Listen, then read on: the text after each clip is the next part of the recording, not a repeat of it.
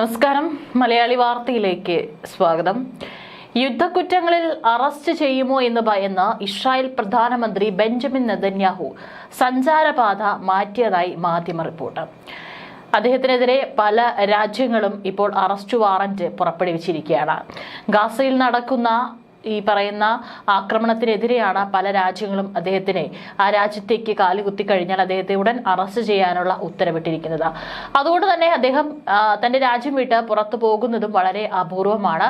പക്ഷെ കഴിഞ്ഞ ദിവസം ഐക്യരാഷ്ട്ര സംഘടനയുടെ സമ്മേളനത്തിൽ പങ്കെടുക്കാനായിട്ട് അദ്ദേഹത്തിന്റെ സ്വന്തം രാജ്യത്ത് നിന്ന് മറ്റൊരു രാജ്യത്തേക്ക് പോകേണ്ടിയിരുന്നു. ആ ഒരു വേളയിലാണ് അദ്ദേഹം സാധാരണ ഔദ്യോഗിക വിമാനമായിട്ടുള്ള വിങ്സ് ഓഫ് സയൻ യൂറോപ്യൻ രാജ്യങ്ങൾക്ക് മുകളിലൂടെയുള്ള പറക്കൽ ഒഴിവാക്കിയതായി ഇപ്പോൾ റിപ്പോർട്ടുകൾ പുറത്തുവരുന്നത്.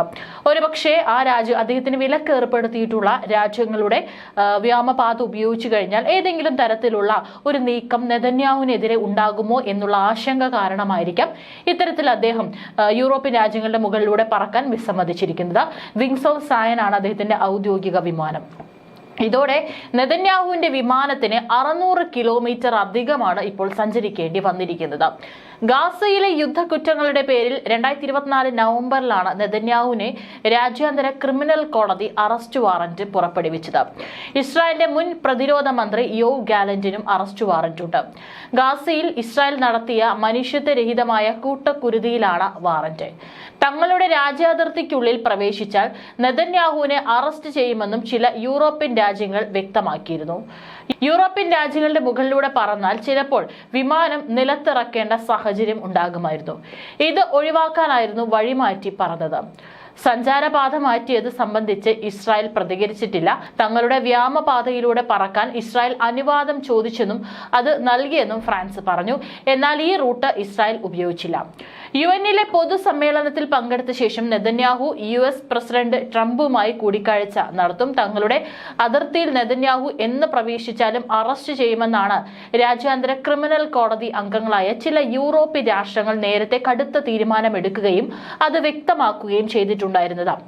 യൂറോപ്യൻ രാജ്യങ്ങളുടെ വ്യോമാതിർത്തിയിൽ കടന്നാൽ വിമാനം നിലത്തിറക്കേണ്ടി വരുമെന്നും അറസ്റ്റിലാകുമെന്നും ഉറപ്പായതിന് പിന്നാലെയാണ് സഞ്ചാരപാത നെതന്യാഹു മാറ്റിയത്. രാജ്യത്ത് കടന്നാൽ അറസ്റ്റ് ചെയ്യുമെന്ന് അയർലാൻഡാണ് ആദ്യം പ്രഖ്യാപിച്ചത്. അതേസമയം ICC അന്വേഷണത്തോട് സഹകരിക്കുമെന്നായിരുന്നു സ്പെയിനിന്റെ പ്രസ്താവന. ഫ്രാൻസ് ആവട്ടെ നെതന്യാഹുവിനെ അറസ്റ്റ് ചെയ്യില്ലെന്ന് നിലപാടെടുത്തു. അതേസമയം പുടിന്റെ കാര്യത്തിൽ തീർത്തും വിഭിന്നമായ നിലപാടാണ് ഫ്രാൻസ് കൈക്കൊണ്ടത്. ഇസ്രായേലിലെയും അമേരിക്കയും പോലെ റഷ്യയും രാജ്യാന്തര ക്രിമിനൽ കോടതിയിൽ അംഗമല്ല. നെതന്യാഹു US-ലേക്കുള്ള സഞ്ചാരപാത മാറ്റിയതിൽ ഔദ്യോഗിക വിശദീകരണം ഇതുവരെയും പുറത്തിറക്കിയിട്ടില്ല. അതേസമയം ഫ്രാൻസിന്റെ വ്യോമപാത ഉപയോഗിക്കാൻ അനുവാദം തേടി ഇസ്രായേൽ പ്രതിനിധി ബന്ധപ്പെട്ടുവെന്നാണ് ഫ്രഞ്ച് നയതന്ത്രജ്ഞൻ വെളിപ്പെടുത്തിയതായി ടൈംസ് ഓഫ് ഇസ്രായേൽ അടക്കം റിപ്പോർട്ട് ചെയ്തത്. ഫ്രാൻസ് അനുവാദം നൽകുകയും ചെയ്തു. പക്ഷേ ഇസ്രായേൽ ഫ്രാൻസിന്റെ ആകാശവും ഒഴിവാക്കുകയായിരുന്നു. ഇതിന്റെ കാരണം അറിയില്ലെന്നും ഫ്രാൻസ് വ്യക്തമാക്കുന്നു.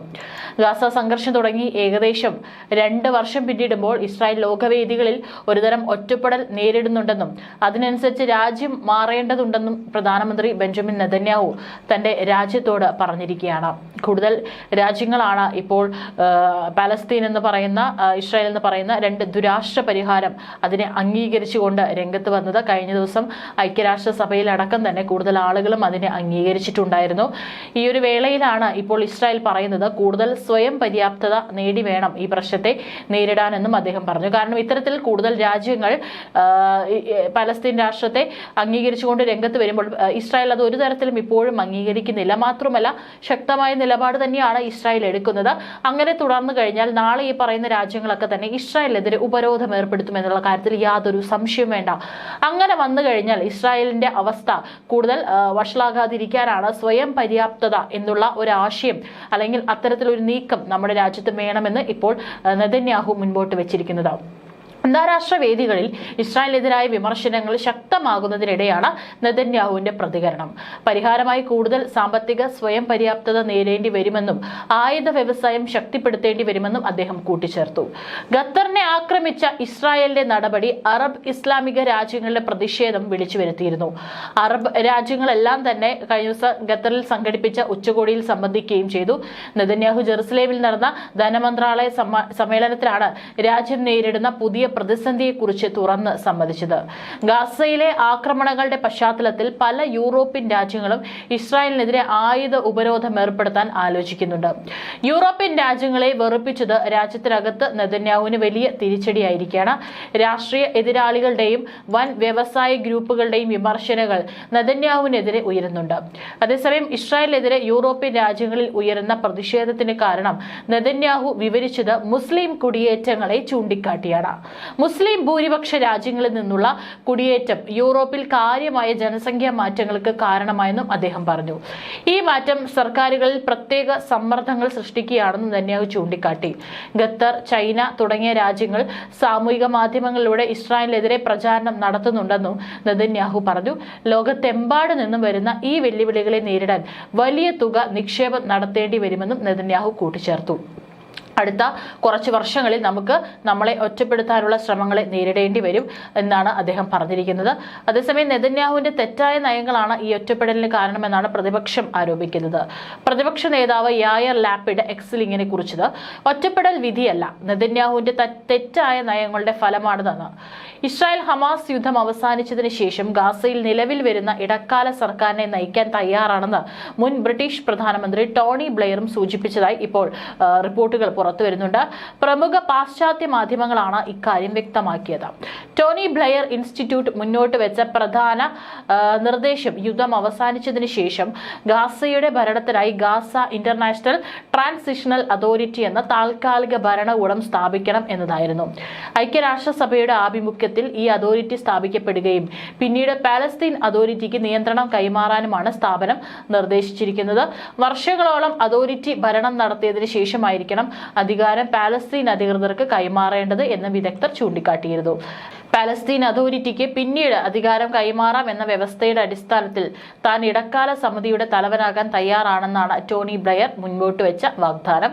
ഈ നിർദ്ദേശം നടപ്പിലാക്കുന്നതിനായി നിശ്ചിത സമയം ചെലവഴിക്കാൻ തയ്യാറാണെന്നാണ് 72-കാരനായ ബ്ലെയർ വ്യക്തമാക്കിയത്. ഈ സംരംഭത്തിന് അമേരിക്കൻ പ്രസിഡന്റ് ഡൊണാൾഡ് ട്രംപിന്റെ മുൻ ഉപദേഷ്ടാവ് ജാരഡ് കുഷ്നർ, ട്രംപിന്റെ പ്രത്യേക ദൂതൻ സ്റ്റീവ് വിറ്റ്കോഫ് എന്നിവരുടെ പിന്തുണയിൽ ലഭിച്ചിട്ടുണ്ട്. കഴിഞ്ഞ ഓഗസ്റ്റ് 27-ന് വൈറ്റ് ഹൌസിൽ ട്രംപുമായുള്ള കൂടിക്കാഴ്ചയിൽ ഇരുവരും പദ്ധതി അവതരിപ്പിച്ചിരുന്നു. ട്രംപ് ഈ ആശയം അംഗീകരിക്കുകയും പിന്നീട് ന്യൂയോർക്കിൽ നടന്ന ഐക്യരാഷ്ട്രസഭയുടെ പൊതുസഭയിൽ തുർക്കി, പാകിസ്ഥാൻ, ഇന്തോനേഷ്യ, 5 അറബ് രാജ്യങ്ങൾ എന്നിവിടങ്ങളിൽ നിന്നുള്ള നേതാക്കളുമായി നടത്തിയ ചർച്ചകളിൽ ഉന്നയിക്കുകയും ചെയ്തിരുന്നു. ഒരുപക്ഷെ യുദ്ധം അവസാനിപ്പിക്കാൻ കഴിഞ്ഞേക്കും എന്ന് ട്രംപ് പറഞ്ഞതായി റിപ്പോർട്ടുണ്ട്. ടോണി ബ്ലെയർ മുമ്പ് 2015 വരെ UN, America, European union, Russia എന്നിവ ഉൾപ്പെടുന്ന മിഡിൽ ഈസ്റ്റ് ക്വാർട്ടറ്റിന്റെ പ്രത്യേക ദൂതനായി സേവനമനുഷ്ഠിച്ചിരുന്നു. എന്നാൽ ഇപ്പോൾ പുറത്തുവരുന്ന റിപ്പോർട്ടുകൾ അനുസരിച്ച് അഭിപ്രായം പറയാൻ ബ്ലെയറിന്റെ വക്താവ് വിസമ്മതിച്ചു. ടോണി ബ്ലെയർ ഇൻസ്റ്റിറ്റ്യൂട്ട് നടത്തിയ സർവേകളിൽ സൂചിപ്പിക്കുന്നത് 25% ഗാസ നിവാസികൾ യുദ്ധാനന്തര ഭരണത്തിൽ ഏതെങ്കിലും തരത്തിലുള്ള അന്താരാഷ്ട്ര ഇടപെടലിനെ പിന്തുണച്ചിരുന്നുവെന്നും 1/3 പേർ പാലസ്തീൻ അതോറിറ്റിയുടെ പങ്കിനെ പിന്തുണച്ചിരുന്നുവെന്നും ആണ്. ഗാസയിലെ ഭരണത്തിനും സുരക്ഷയ്ക്കും പാലസ്തീൻ അതോറിറ്റി സജ്ജമാണെന്നാണ് ഇന്നലെ പ്രസിഡന്റ് മഹ്മൂദ് അബ്ബാസ് വെളിപ്പെടുത്തിയത്. എന്നാൽ വിദ്യാഭ്യാസം ഉൾപ്പെടെയുള്ള സൈനികേതര മേഖലകളിൽ പ്രാതിനിധ്യം വേണമെന്ന് ഹമാസ് ആവശ്യപ്പെട്ടിട്ടുണ്ട്. പാലസ്തീൻ അതോറിറ്റി ഗാസയിലേക്ക് തിരിച്ചു വരുന്നതിനെ ഇസ്രായേൽ അംഗീകരിച്ചിട്ടില്ല. പക്ഷേ പദ്ധതിയിൽ കൃത്യമായി ഇടപെട്ടതായി റിപ്പോർട്ടുകൾ പുറത്തുവരുന്നുണ്ട്.